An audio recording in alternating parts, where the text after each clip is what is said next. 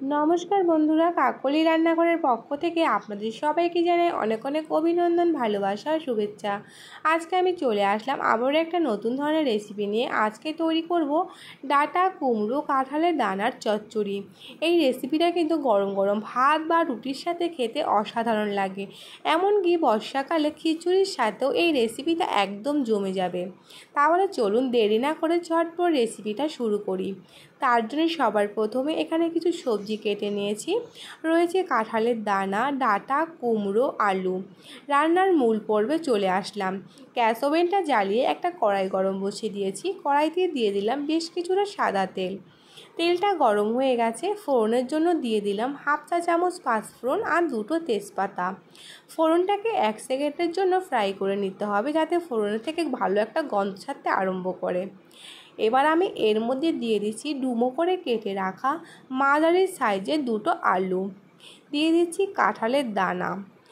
আলু আর কাঁঠালের দানাটাকে খুব ভালো করে 5 মিনিটের জন্য ভেজে নিতে হবে।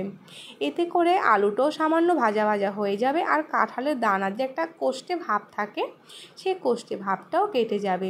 এতে করে কাঁঠালের দানাগুলো খেতে খুবই ভালো লাগবে। এখানে আমার আলু আর কাঁঠালের দানাটা অনেকটাই ভাজা হয়ে এসছে, আপনারা দেখেই বুঝতে পারছেন। এবার আমি এর মধ্যে দিয়ে দেব ডাঁটা। এখানে 250 গ্রাম ডাঁটা আমি দিয়ে দিলাম। ডাঁটাটাকে দিয়ে আবারও কিছুক্ষণ নেড়ে চেড়ে 1 মিনিটের মতন ভেজে নেব। এবার আমি এর মধ্যে দিয়ে দেব চেরা কাঁচা লঙ্কা। এখানে 5টা কাঁচা লঙ্কা আমি দিয়ে দিয়েছি। আপনারা কিন্তু ঝালটা কম বেশি করতে পারেন আপনাদের পছন্দ অনুযায়ী। এবার আমি সবজিটাকে কিছুক্ষণ ভাজা ভাজা করে নেওয়ার পরে এর মধ্যে দিয়ে দেব কুমড়ো। এখানে কুমড়ো রয়েছে 350 গ্রামের মতন। কুমড়োটাকে দিয়ে আমি আবারও খুব ভালো করে কিছুক্ষণ এটার সাথে সবজির সাথে মিশিয়ে ভেজে নিয়েছি। এবার আমি এর মধ্যে একে একে দিয়ে দিচ্ছি 1 চা চামচ নুন, 1 চা চামচ চিনি আর 1 চা চামচ হলুদ গুঁড়ো।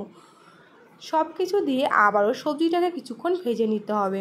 এখানে কিন্তু চিনিটা বন্ধুরা একটু বেশি ব্যবহার করতে হবে। এই সবজিটা কিন্তু মিষ্টি মিষ্টি খেতে হয়, একটু মিষ্টিটা বেশি হলে তবেই টেস্টটা ভালো আসবে।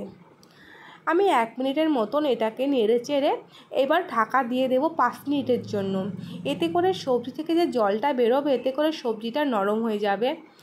দেখুন সবজিটা অনেকটাই নরম হয়ে গেছে। আগের থেকে কিন্তু জল ব্যবহার করবেন না, এরকম 5 মিনিট ঢাকা দিয়ে রান্না করে তারপর জল দেবেন। আমি এরকম 2-3 বার চাপা ঢাকা দিয়ে দেখলাম সবজিটা সেদ্ধ হয়নি, তাই সামান্য একটু জল দিয়েছি। বেশি জল কিন্তু দেবেন না, এতে করে কুমড়োটা একদম গলে যাবে। সামান্য একটু জল দিয়ে আরও 2 মিনিটের জন্য ঢাকা দিয়ে দিলাম।